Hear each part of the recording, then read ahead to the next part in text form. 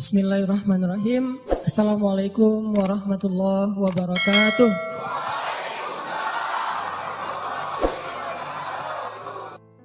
Kita akan ngebahas teknis untuk bisa menghijrahkan status dengan melobi langit. Dengan doa. Kan katanya doa itu bisa mengubah takdir, benar? Benar nggak tuh? Allah yang mengubah takdir dengan doa. Jadi bukan doa mengubah takdir, tapi Allah mengubah takdir dengan doa. Dan takdir itu bisa dirubah-rubah. Suka-suka Allah dong. Orang Allah yang nulis takdir, yamhullahu ma yasha'u wa yuthbit, kata Allah. Allah bisa menghapus apa yang Dia tulis dan bisa menetapkan. Jadi nggak usah pesimis, nggak usah putus asa dulu. Wah, kayaknya memang takdirnya nggak bisa, orang yang jahat kayak saya, yang pernah punya masa lalu yang kelam, nikah dengan akhwat yang hafizoh dari pesantren apa gitu. Kan kayaknya takdirnya nggak. Wal hafizin, wal hafizat, gimana sih? Wal hafizin, gimana sih ayatnya? Saya jadi lupa. Orang yang soleh, orang yang menjaga diri dengan orang yang menjaga diri, orang yang soleh dengan orang yang soleh. At-thayyibin lit-thayyibat, maaf. At-thayyibin lit-thayyibat. Orang yang baik ketemu orang yang baik. Tapi kan saya mah orangnya udah keburu nggak baik duluan. Sekarang lagi belajar jadi orang baik tapi belum baik-baik amat. Sedangkan dia mah udah terpelihara dari dulu. Kayaknya kita mah nggak sekufu, nggak selevel, beda dunia. Yang satu dunia putih, satu dunia hitam. Ini gimana nih nggak ketemu nih? Takdirnya mungkin kita emang nggak layak untuk dia. Tetapi dengan doa Allah Subhanahu Wa Taala berkuasa untuk mengganti takdir. Makanya malam ini kita akan belajar tentang bagaimana menggunakan jalur langit untuk bisa mendapatkan hajat kita. Baik menikah, dapat kerjaan, punya anak, dan keajaiban-keajaiban lain yang bisa kita dapatkan kalau kita tahu cara menggunakan jalur langit. Sebelum kita masuk materi itu, yuk kita tilawah bareng-bareng ayat yang standar lah tentang doa. Udah pada tahu kan? Silakan dibuka. Ayat apa? Surat Al-Baqarah ayat 186. Itu standar banget kalau bab doa.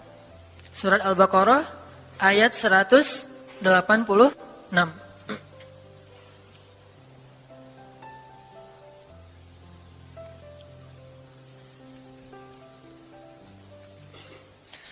A'udzu billahi minasy syaithanir rajim. Enggak?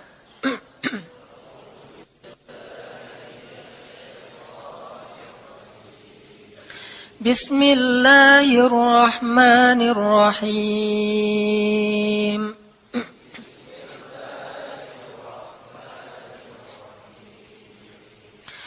Wa idza sa'alaka 'ibadi 'anni fa inni qarib.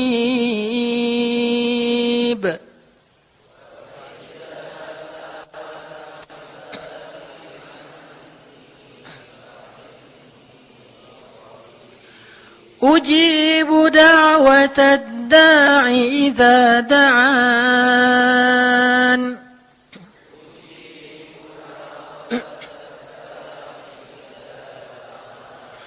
Falyastajibu li wal yu'minu bi la'allahum yarshudun.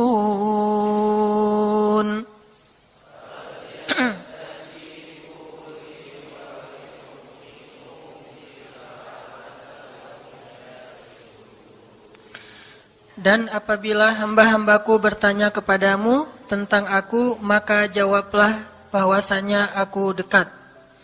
Aku mengabulkan permohonan orang-orang yang berdoa kepadaku apabila dia memohon kepadaku. Maka hendaklah mereka memenuhi segala seruanku dan hendaklah mereka beriman kepadaku agar mereka selalu berada dalam kebenaran. Shadaqallahul azim. Teman-teman yang dirahmati Allah Subhanahu wa taala, ayat ini adalah ayat kalau kita kasih judul ayat ini tuh janji Allah kepada orang yang berdoa. Janji Allah kepada orang yang berdoa. Makanya doa itu benar-benar senjata orang mukmin. melebihi senjata apapun yang dimiliki oleh seseorang. Paling dahsyat itu kalau punya doa.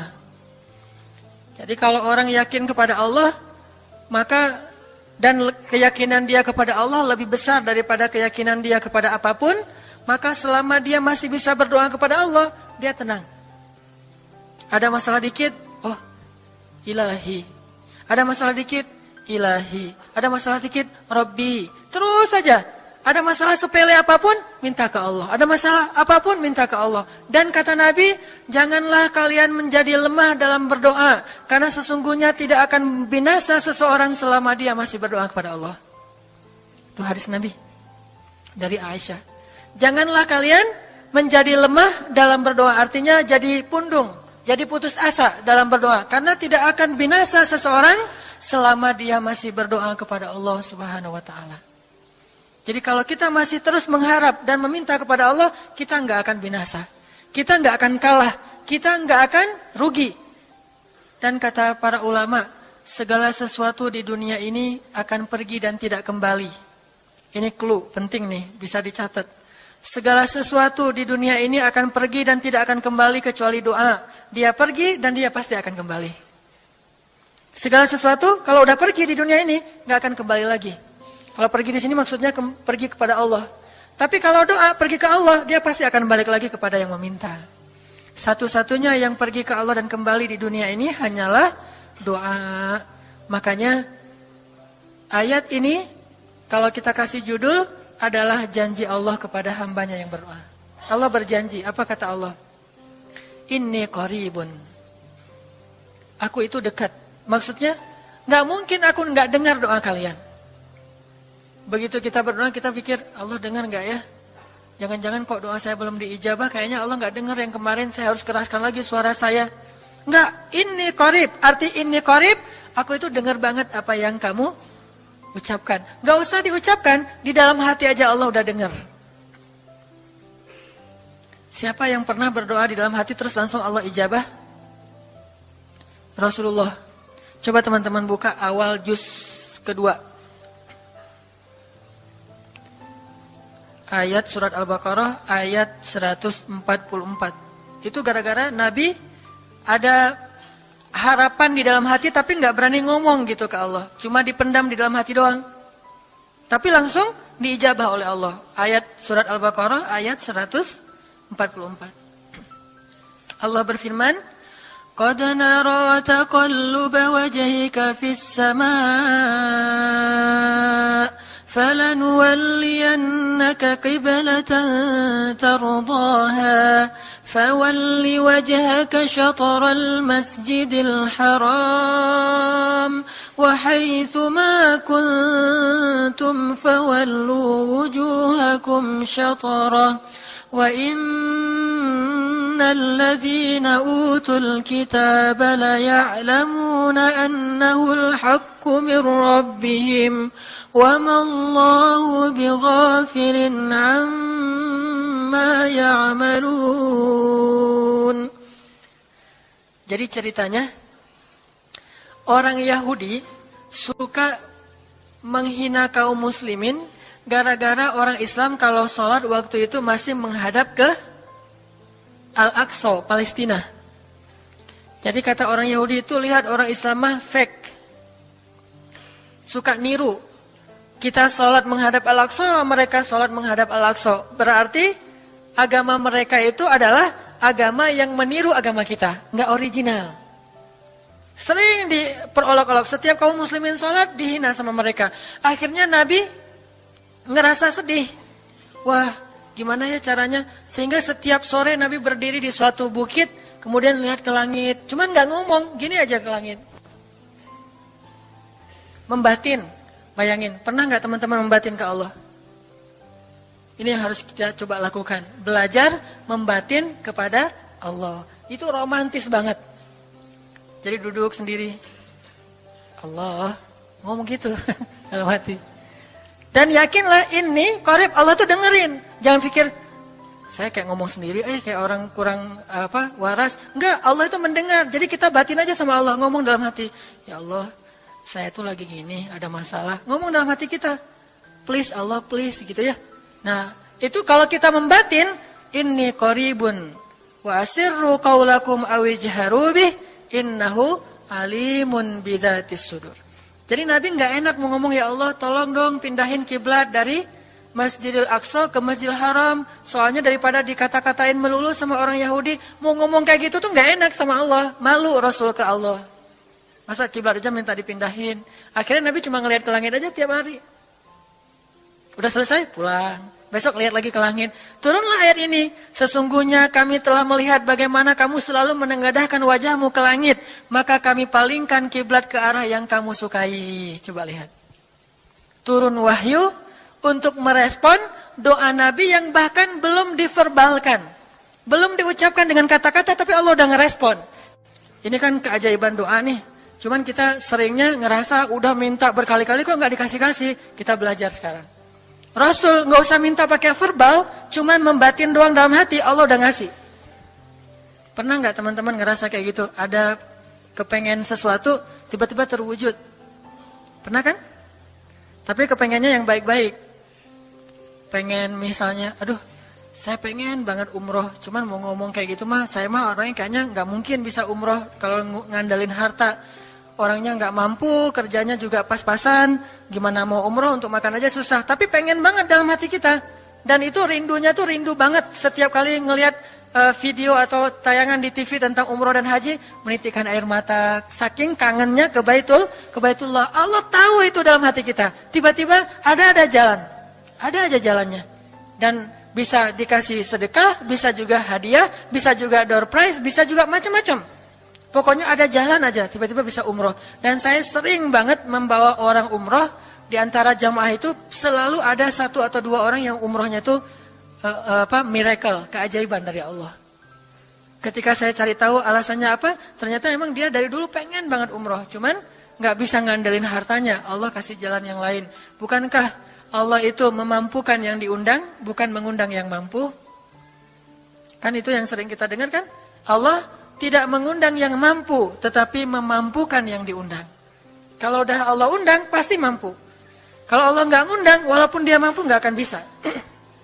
Jadi Allah bukan mengundang yang mampu, tetapi memampukan yang diundang. Sehingga kita kalau hati kita kayaknya pantas diundang, Allah undang tuh. Begitu juga dalam urusan rezeki.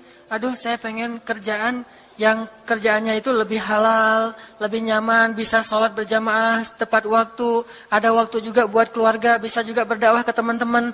Akhirnya membatin kita itu karena kuat banget, Allah wujudkan. Ini artinya Allah qaribun, Allah maha dekat. Sehingga kalau kita pengen doa kita itu powerful, belajar dari as-siqah billah. Tips pertama adalah as-siqah billah. Percaya deh sama Allah. Percaya sama Allah. Jangan berdoa dengan ragu-ragu. Kayak kita datang kepada seseorang untuk minjem duit, tapi kita ragu. Dia nih kayaknya orangnya susah kalau dipinjemin. Kalau minta dipinjemin gitu. Ini saya lagi ada masalah dikit nih. Boleh minta bantu nggak? Apa?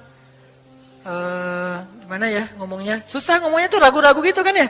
Akhirnya kita ngomongnya tuh nggak enak, nggak nyaman, membuat dia juga ngasih ke kita juga ragu-ragu. Akhirnya nggak nyaman tuh hubungan kita sama dia. Tapi kalau kita yakin banget sama dia orangnya baik, kalaupun dia nggak ngasih dengan cara yang kita minta, kita yakin bahwa dia tuh pasti akan nolong kita. Sehingga kita akan curhat masalah kita itu dengan tulus. Bahwa kita punya masalah kayak gini-gini, bukannya kita mau minta-minta, cuman sifat dari manusia itu saling tolong-menolong, kita beritahu masalah kita. Dan kita yakin dia pasti akan nolong kita. Kalau nggak bisa ngasih duit, dia akan minta tolong kepada orang lain yang mungkin bisa membantu kita. Dia akan ngasih link. Dia akan memediasikan kita. Oh, aduh maaf ya saya juga lagi, sekarang lagi butuh uang. Ini lagi nabung-nabung juga. Sama, kita mah lagi sama-sama pengen hijrah status. Cuman, nih saya kenal ada temen nih yang dia alhamdulillah orangnya tuh suka banget bantu orang lain. Mungkin saya bisa merekomendasikan, saya bisa bantu kamu, ayo kita jalan bareng ngomong sama temannya. Pokoknya kita yakin dia bisa nolong. Nah kalau kita yakin, percaya sama Allah, Allah itu gak butuh perantara. Allah bisa nolong kita dengan cara apapun. Walaupun takdirnya udah ditulis, kamu tuh gak akan punya istri sampai meninggal dunia. Ya Allah masa gitu sih, gak akan punya istri. Ya Allah, tapi gimana masa saya mau hidup sendiri terus, kamu gak akan punya istri kata malaikat teh. Ini orang doanya katakan malaikat dengerin doa kita ya. Kalau di hati malaikat nggak tahu, tapi kalau di lisan kita doa, ya Allah, beri saya seorang suami yang benar-benar bisa mendidik agama saya. Kata malaikat, Neng, ganti doa yang lain aja tuh Neng. Itu mah takdirnya udah ditulis, Neng nggak akan punya suami. Kata malaikat.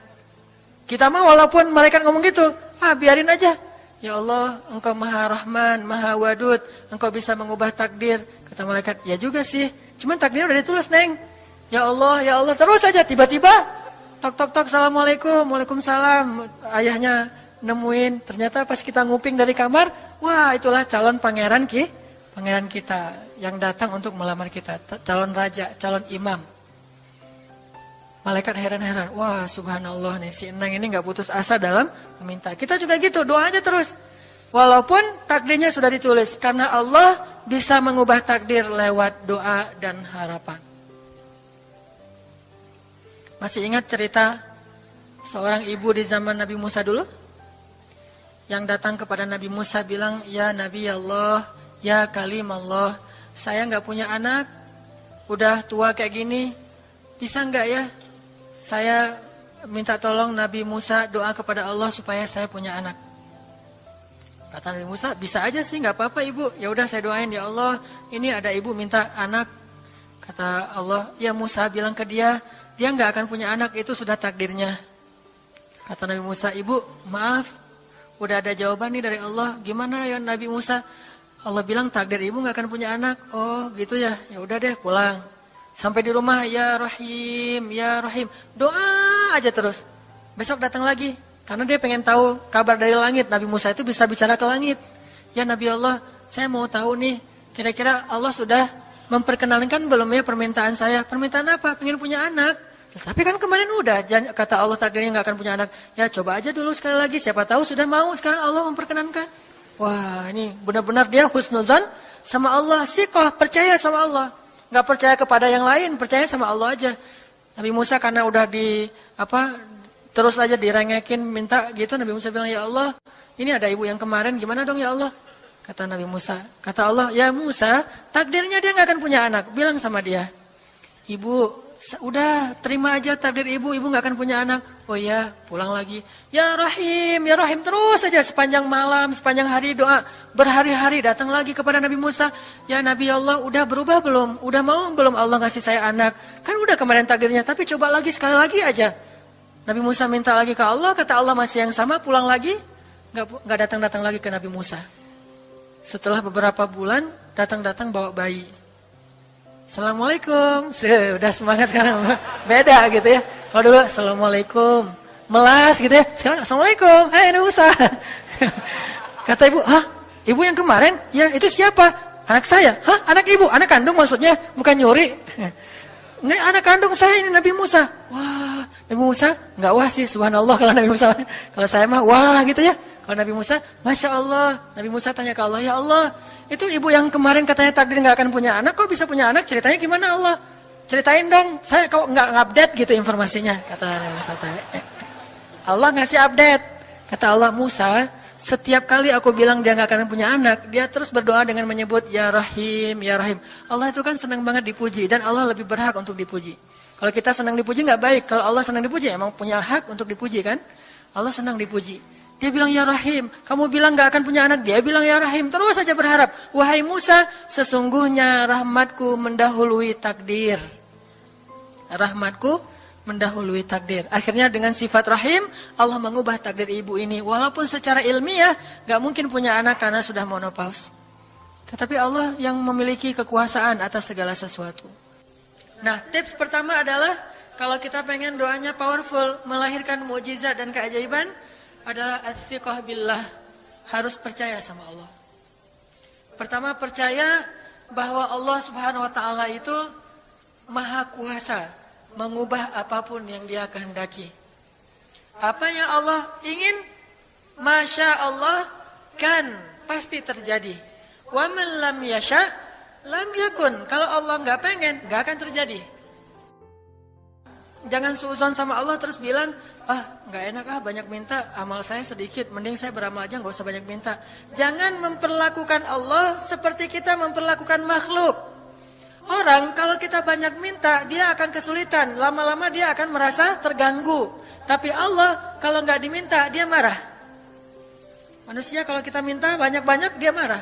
Allah kalau kita nggak minta, dia malah marah. Masya Allah ya, luar biasa. Allah tuh senang banget kalau hambanya meminta.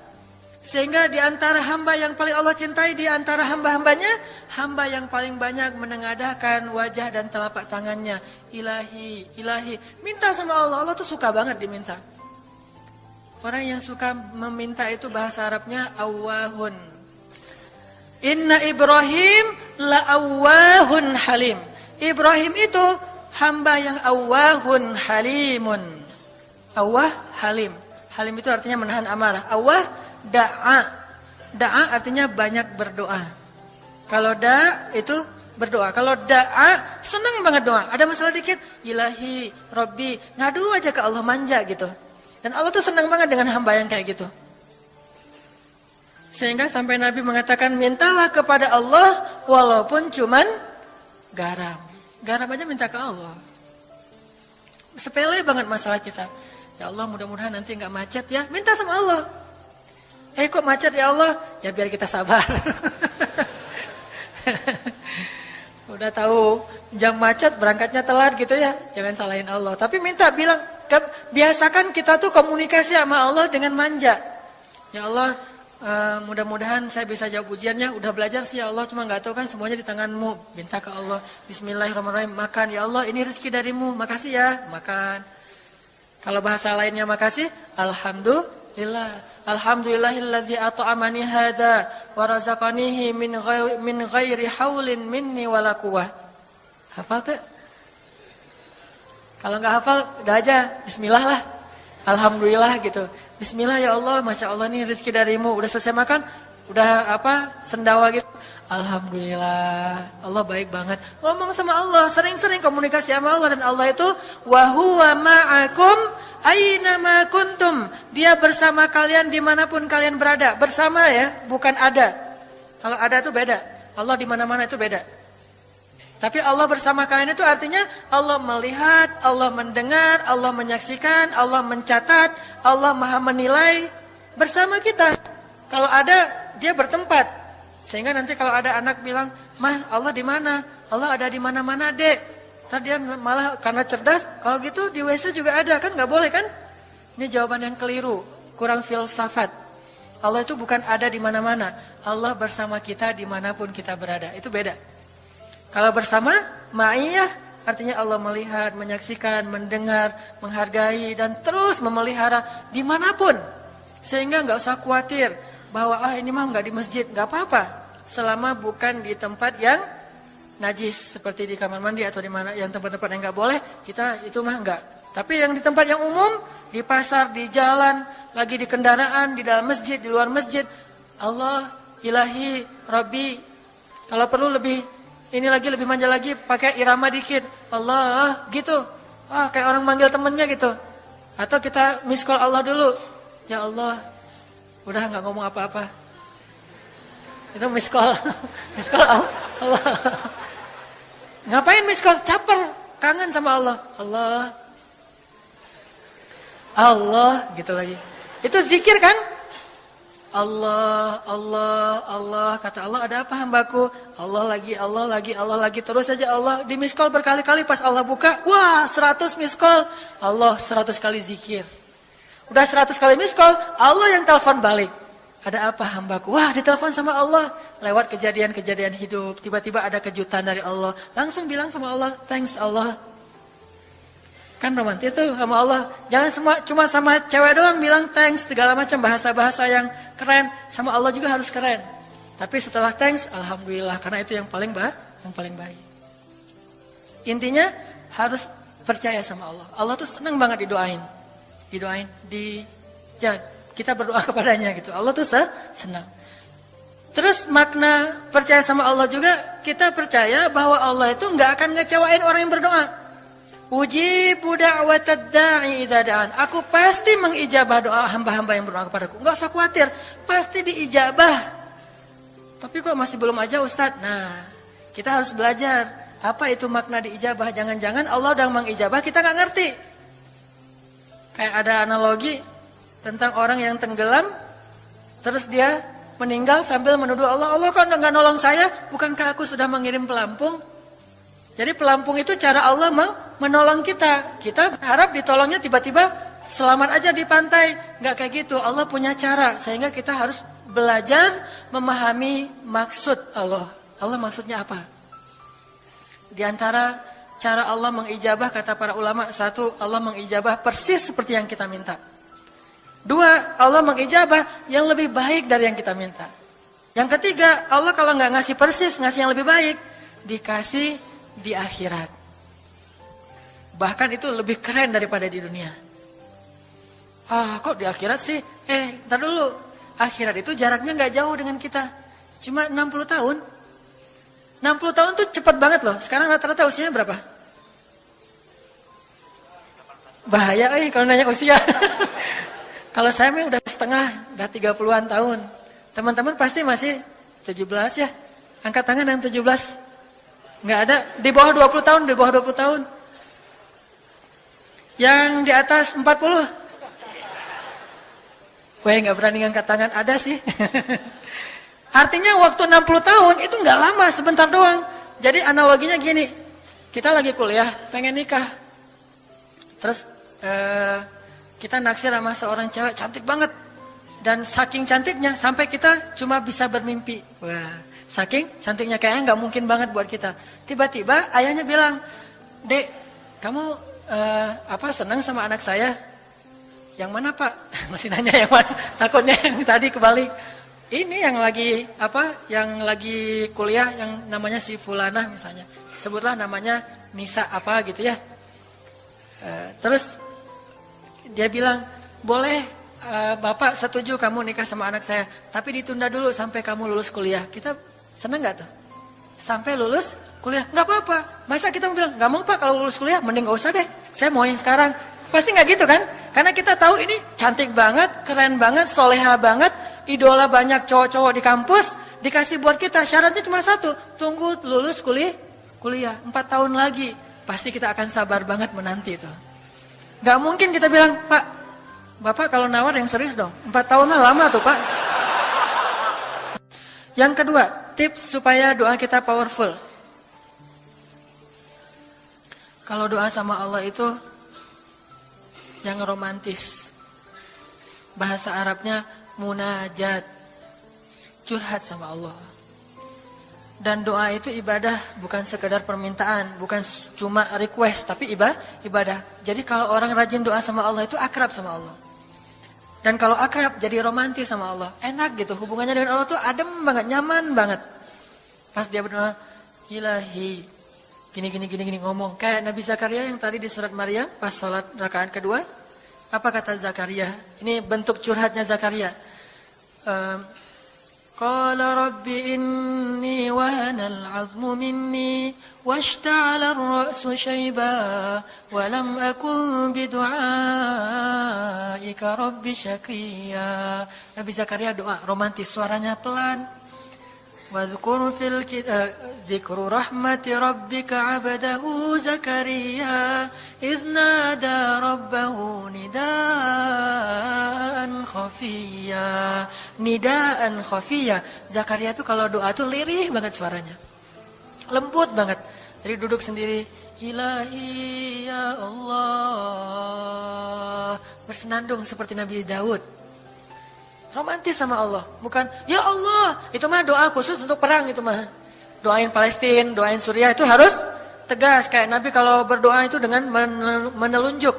Kadang Nabi mengangkat tangan, kadang Nabi mengangkat kedua tangan sampai tinggi, kadang Nabi nggak mengangkat tangan, kadang Nabi memakai telunjuk. Semuanya itu sunnah. Jangan kita saling debat masalah, nggak boleh angkat tangan. Kadang Nabi mengangkat tangan, kadang Nabi tidak mengangkat tangan, kadang Nabi malah menunjuk gini. Kalau urusannya bab perang, biasanya gini. Ya Allah, bukan nyuruh Allah ya. Beda kesannya nunjuk Arab dengan nunjuk Indonesia. Kalau Arab, ngapain lo nunjuk gue? Kan gitu ya. Kalau Allah mah nggak kayak gitu. Allah pakai bahasa Arab, jadi pakai filsafat Arab. Nunjuk itu maknanya sangat berharap dan tegas gitu.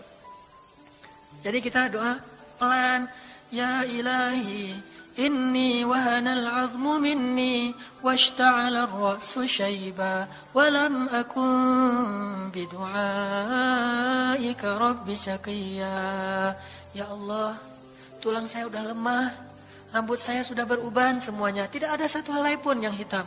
Tapi saya belum pernah berputus asa dari berdoa kepadamu ya Allah. Ini namanya curhat. Wa inni khiftul mawaliya min warai. Ya Allah, saya takut banget kalau saya meninggal tidak ada yang meneruskan dakwah saya, sedangkan Bani Israel itu mudah tergelincir. Fahabli min ladunka waliya. Ya Allah, beri saya seorang anak walaupun istri saya sudah mandul, tapi saya terus berharap kepadamu ya Allah. Ya Allah, please gitu. Waj'alhu rabbi radhiya. Ya Allah, jadikan anak itu yang sangat engkau ridhoi. Minta Nabi Zakaria ke Allah. Tiba-tiba dapat kejutan. Ya Zakaria, inna nubashiruka bi ghulam. Wahai Zakaria, bergembiralah, kamu akan punya seorang anak laki-laki. Itu hasil curhat ke Allah. Langsung Allah kasih nama. Ismuhu Yahya lam naj'al lahu min qablu samiyya. Namanya Yahya, kata Allah. Jangan cari lagi di Google. Udah ada namanya tuh, nggak perlu lagi nyari di googling gitu, nama yang bagus apa gitu kan ya. Lagi serius-serius. Ismuhu Yahya, itu sebaik-baik nama, namanya datang dari langit. Ismuhu Yahya lam naj'al lahu min qablu samiyya. Belum pernah ada anak sesoleh dia di muka bumi. Wah, ini first nih, anak paling soleh. Terus kata Allah, wahananan, anaknya lemah lembut, wa zakatan, anaknya suci, wa taqiyya, anaknya bertakwa, namanya Hanan At-Taqi.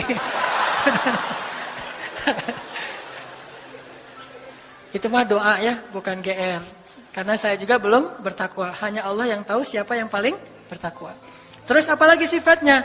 Wa barram biwalidayhi, anaknya sangat berbakti kepada orang tua. Allah kasih spesifikasi anak yang Allah pengen ngasih ke Zakaria. Itu luar biasa sifat-sifatnya.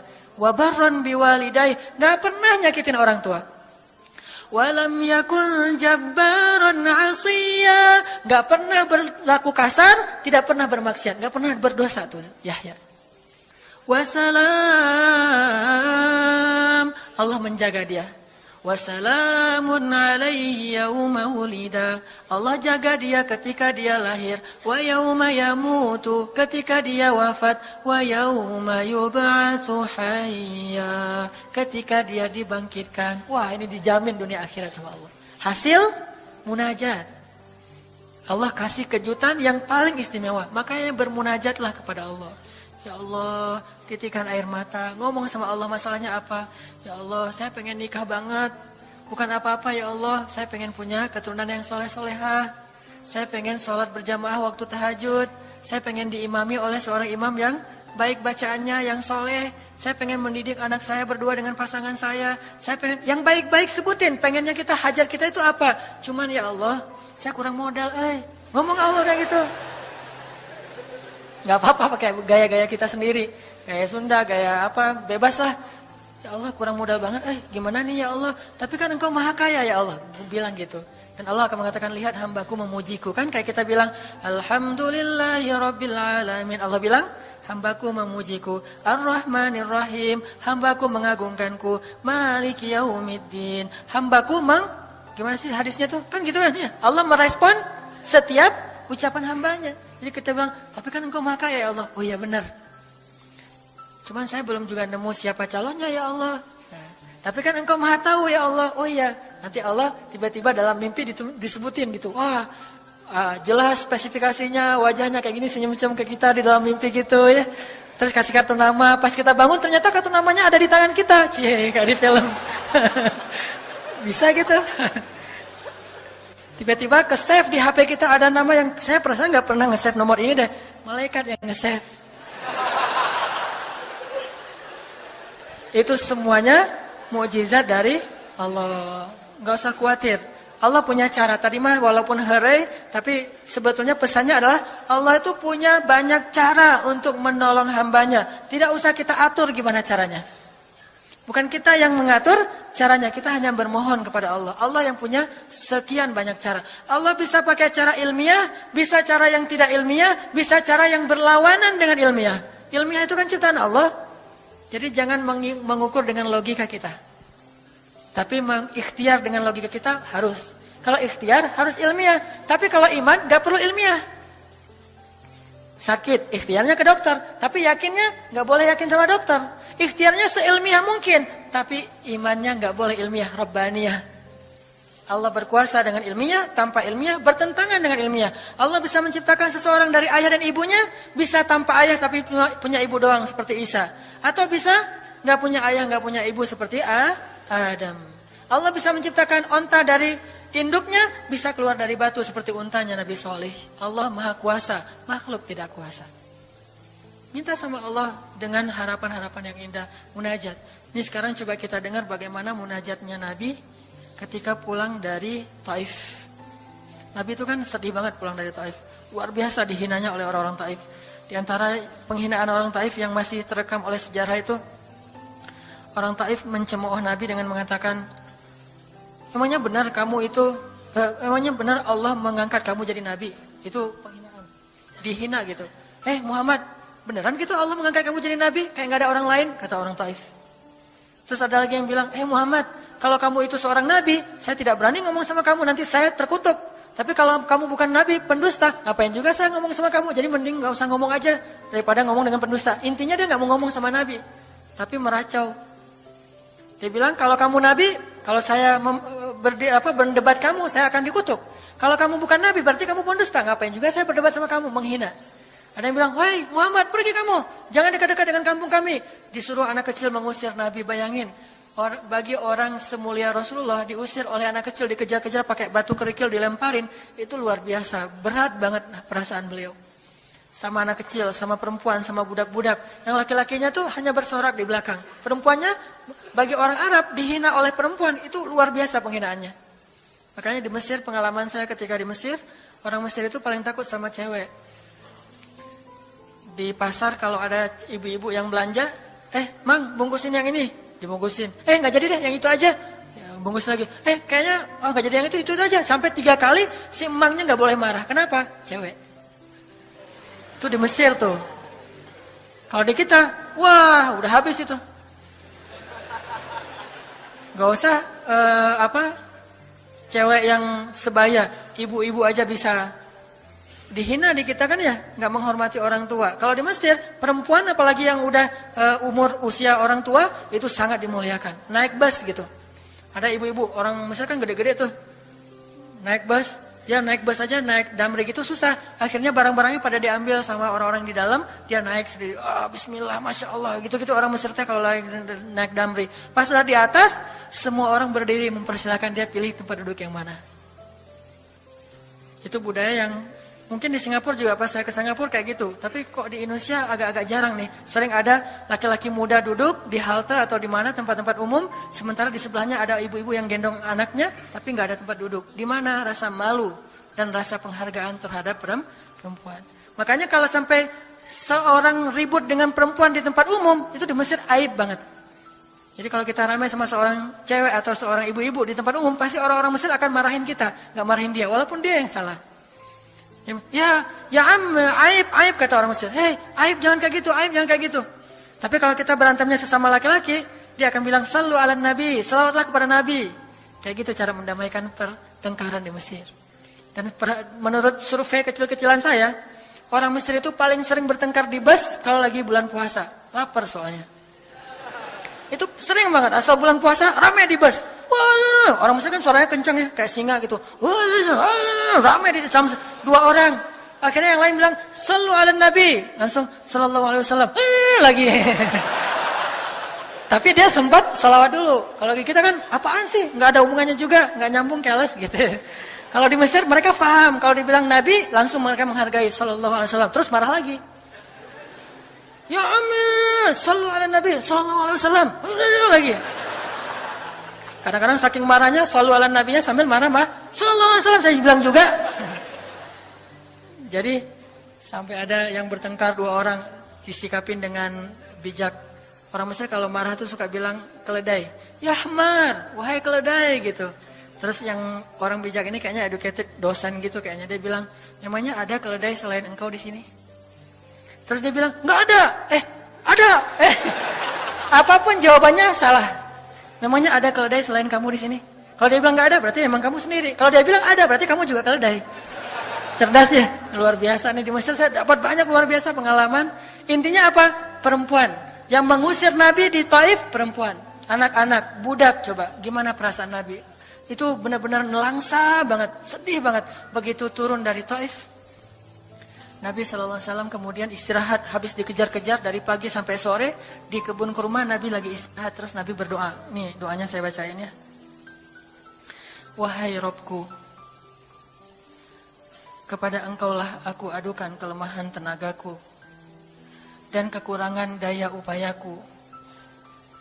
Wahai Robku, engkaulah yang maha rahim, engkaulah pelindung orang-orang yang lemah, engkaulah penciptaku. Kepada engkau aku berserah diri ya Allah.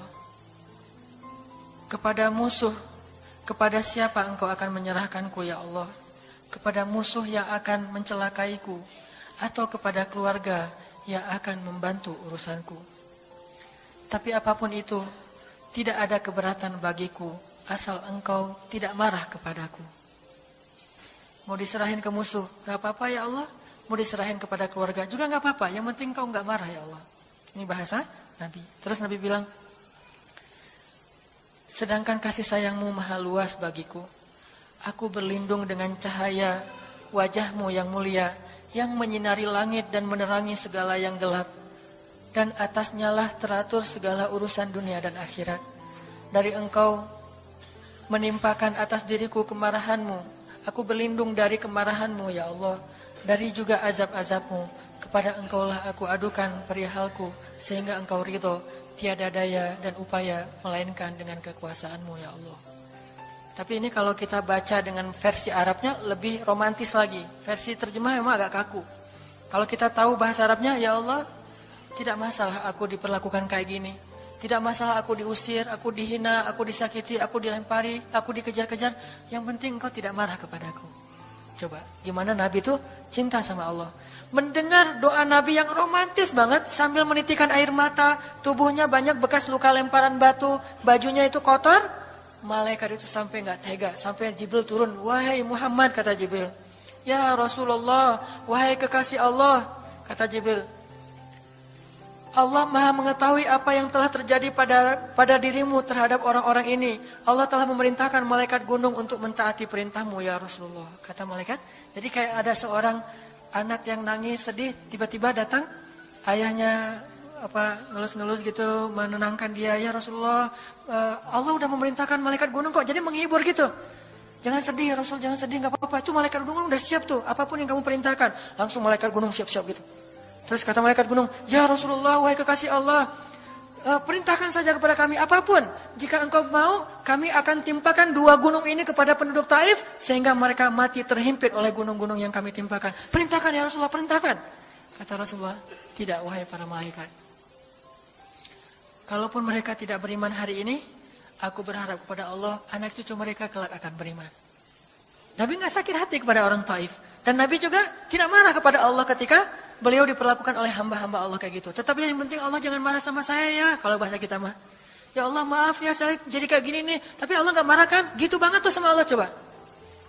Dia udah habis-habisan, kemudian belum berhasil dakwahnya, masih takut sama Allah. Kayak kita ngedakwahin teman kita, terus kita dicela sama teman kita, dimusuhi oleh teman kita gak marah sama dia, gak marah sama Allah. Gak bilang, Allah itu sih susah ya dakwah. Gak ngomong kayak gitu. Ya Allah maaf ya dia belum menerima dakwah saya. Ini pasti karena saya gak benar nih nyampainnya. Ya Allah jangan marah ya sama saya. Besok saya coba lagi gitu sama Allah. Terus ke orangnya gak marah karena mungkin dia fa'innahum la ya'lamun. Mereka tidak mengerti. Besok akan dicoba lagi, didakwahin lagi, diajak lagi. Terus aja kayak gitu. Ini munajat Nabi kepada Allah SWT. Sehingga gara-gara munajat itu malaikat turun. Sama kayak munajat curhatnya Nabi Yunus. La ilaha illa anta subhanaka inni kuntu minadh dhalimin. Subhanallah. Nabi Yunus tuh bermunajat di dalam perut ikan, lirih banget, suaranya tuh pelan banget. Tapi suara yang pelan itu menggetarkan arasy Allah Subhanahu wa taala. Kita udah teriak-teriak pakai mic, enggak ada yang bergetar. Nabi Yunus kalimatnya sederhana, tetapi dari hati banget. Benar-benar curhat. Ya Allah, tidak ada ilah selain Engkau. Aku ini udah zalim terhadap diriku sendiri. Ya Allah, maafin saya, maafin saya. Subhanallah, subhanallah. Engkau maha suci, saya ini kotor. Engkau maha suci, saya ini kotor. Terus saja sampai suara Nabi Yunus di dalam perut ikan, di dalam laut yang dalam itu menggetarkan arasy Allah di langit ketujuh. Tiba-tiba malaikat arasy bertanya, suara siapa ini ya Allah? Begitu indah, begitu lembut, meminta ampun kepadamu ya Allah. Kata Allah, itu suara hambaku Yunus. Apa yang dia minta ya Allah? Dia minta ampun kepadaku. Ya Allah, please ampunin dia ya Allah, please. Kata malaikat-malaikatnya. Semua malaikat meminta ampun untuk Yunus alaihissalam. Sehingga kemudian Allah mengatakan, ya sudah aku ampuni dia. Tiba-tiba Nabi Yunus diselamatkan. Curhat sama Allah. Kalau ada masalah, bilang ke Allah. Apapun, ya Allah. Duduk sambil bersandar di pohon. Ya Allah, coba buka surat Al-Qasas. Gimana Nabi Musa itu suka curhat kepada Allah. Surat Al-Qasas, surat 28 ya. Ayat ini ya. Ayat 16 coba. Ketika Nabi Musa enggak sengaja bunuh orang Kipti, Egyptian. Rabbi, inni zalamtu nafsi, faghfirli ya Rabbi. Ya Rabbi, saya tuh udah zalim, maafin saya ya Allah, ampuni saya. Ada masalah dikit, ngomong ke Allah. Habis ada kesalahan, ngomong ke Allah. Terus dia bilang lagi, Rabbi ayat 17, bima an'amta alayya falan akuna zahiran lil mujrimin. Ya Allah, janganlah engkau jadikan aku termasuk orang-orang yang berdurhaka atau berbuat dosa. Udah. Terus ada masalah lagi. Nabi Musa diusir dari Mesir, dikejar-kejar sama tentara Firaun di ayat 21. Apa kata Musa? Rabbi, najjini minal qaumiz zalimin. Ya Rabbi, selamatkan saya dari orang-orang yang zalim. Ngomong lagi ke Allah. Udah Nabi Musa pergi sekarang. Kemana perginya? Dari Mesir ke Yordania, Madian kalau bahasa dulu. Pergi tuh. Begitu pergi ke Madian, bilang lagi ke ayat 22. Asa Rabbi ayyahdiyani sawa asabil. Mudah-mudahan Allah kasih saya jalan ya. Ya Allah, tunjukin dong saya jalan harus kemana nih. Saya nggak tahu harus kemana larinya. Allah tunjukin. Jalan sampai ke Madian. Begitu udah selesai adegan menolong dua orang perempuan yang sedang memberi minuman ternak. Nabi Musa capek kan? Udah seharian jalan. Kemudian kurang makanan. Sendiri nggak jelas negeri yang beliau tuju. Akhirnya beliau bersandar di sebuah pohon. Di ayat 24. Terus beliau mengatakan, Rabbi, inni lima anzalta ilayya min khairin faqir. Ya Allah, saya butuh banget kebaikan darimu ya Allah. Saya sekarang lapar, saya haus, saya nggak punya tempat tinggal. Saya sangat butuh kepada kebaikan darimu. Bilang ke Allah, tiba-tiba habis doa kayak gitu, datanglah cewek itu dengan malu-malu kan. Ayat berikutnya, ternyata cewek itu adalah bakal jadi istri Musa. Jadi kalau ada apa-apa bilang ke Allah. Gak sengaja ngelihat Instagram, oh ada yang cantik, Rabbi, yang ini nih, yang saya gak sengaja gitu. Tapi jangan dikepoin ya, dan jangan terlalu lama ngelihatnya, sekilas saja. Atau minimal kalau nggak yang ini, yang kayak gini ya Allah, ya Allah, gitu. Ngomong nanti ketika selesai sholat, makanya banyak-banyak doa sama Allah. Dan yang romantis, yang lembut, banyak-banyak berzikir. Jadi sebelum doa itu tasbih dulu. Tasbihnya dengan bahasa yang kita nyaman. Subhanallah, subhanallah boleh. Atau dinyanyikan juga nggak masalah dengan suara yang baik. Bukankah Nabi menyuruh kita menghiasi Al-Quran itu dengan suara kita? Dan diantara isi Al-Quran adalah zikir. Kita bisa bilang Subhanallah, Subhanallah, Subhanallah. Coba kayak gitu malam hari sendiri. Pasti orang yang lewat dekat rumah kita bakalan lari gitu ya, dikirain ada soal. Malam hari zikir di kos-kosan gitu, pada teman-teman pada kabur semuanya. Dikirain ada yang gentayangan. Subhanallah, subhanallah, subhanallah. Jadi kalau teman-teman bersiul, bersiullah dengan zikrullah. Daripada kita bersiul dengan lagu-lagu yang misalnya hanya irama biasa kan ya. Saya udah gak hafal ya lagu-lagu terbaru. Yang dulu-dulu mah yang saya tahu paling kau hancurkan hatiku, hancurkan. Nah gitu aja bersiulnya di mobil, kau hancurkan hatiku. Mending kita subhanallah, subhanallah, subhanallah, subhanallah, subhanallah, subhanallah. Biasain aja bersiul dengan nama Allah. Itu namanya miskolin Allah. Sehingga nanti Allah akan melihat, wah ada hambaku nih menyebut-nyebut nama aku, kan di miskol tuh caper dulu. Udah gitu baru ya Allah, baru minta sama Allah. Jadi, kalau kita mau munajat, mau romantis, mau curhat sama Allah, sebut nama Allah, agungkan kebesaran Allah, berselawat kepada kekasih Allah, yaitu Rasulullah Sallallahu Alaihi Sayyidina Muhammad. Mau pakai Sayyidina mangga, enggak pakai Sayyidina mangga. Yang penting jangan ribut bab Sayyidinanya. Mau doa aja, enggak ada tuh Sayyidina, rame kan? Gak ini berdoa ada, jadi debat kan ya? Komen, udah aja enggak masalah. Mau pakai Sayyidina mangga, enggak pakai Sayyidina juga, enggak masalah. Tergantung mazhab. Ada yang nyaman harus pakai Sayyidina karena saya cinta sama Rasulullah. Ada yang nyaman saya justru karena cinta sama Rasulullah gak mau nambah-nambah kayak gimana Nabi mengucapkan aja. Mangga. Yang penting salawat. Allahumma sholli ala Muhammad. Allahumma sholli ala Sayyidina Muhammad. Baru minta, ya Allah saya lagi ada masalah. Gini nih ya Allah. Sebutin, curhat sama Allah. Dengan demikian doa kita akan diijabah insya Allah.